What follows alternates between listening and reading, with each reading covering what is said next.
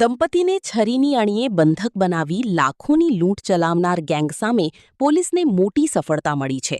પોલીસે આ કેસમાં 3 આરોપીઓની ધરપકડ કરી છે, જ્યારે અન્ય આરોપીઓ હજુ ફરાર હોવાનું સામે આવ્યું છે. શું છે સમગ્ર મામલો? જોઈએ આ અહેવાલ. ધોળકા તાલુકાના કોઠ ગામમાં 13 અને 14 જૂનની મધરાત્રે લૂંટની એક ચોંકાવનારી ઘટના બની હતી. 4થી વધુ લૂંટારુઓ મંકી કેપ પહેરી ખેડૂત અને કરિયાણાની દુકાન ચલાવતા સંજયસિંહ રાઠોડના ઘરમાં ઘૂસ્યા હતા. લૂંટારુઓએ દંપતીની છરી બતાવી બંધક બનાવ્યા હતા.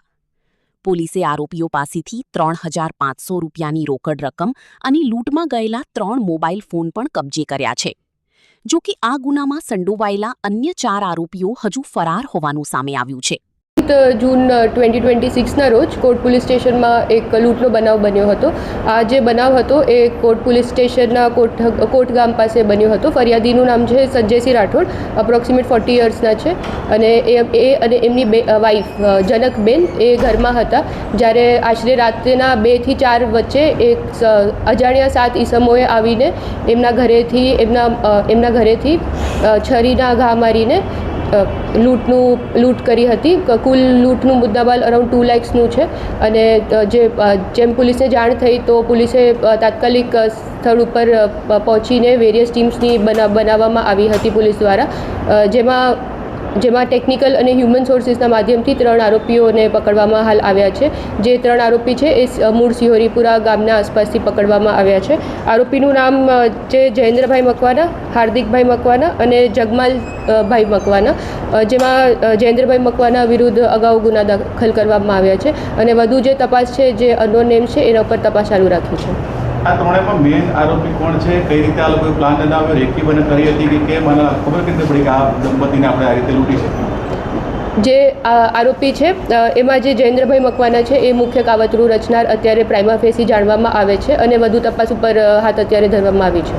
આ લોકોએ કઈ રીતે અંજામ આપ્યો અને ગુનો કર્યા બાદ ક્યાં ક્યાં ફરાર થયા, ક્યાંથી પકડાયા, કેટલો મુદ્દામાં રિકવર થયો?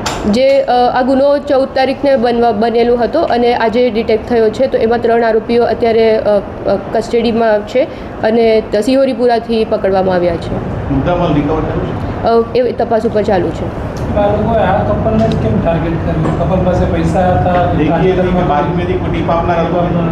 એ તપાસ ઉપર ચાલુ છે. કુલ 2 લાખનો મુદ્દામાલની લૂંટ થઈ હતી, તો એમાં હજી તપાસ ચાલુ રાખી છે.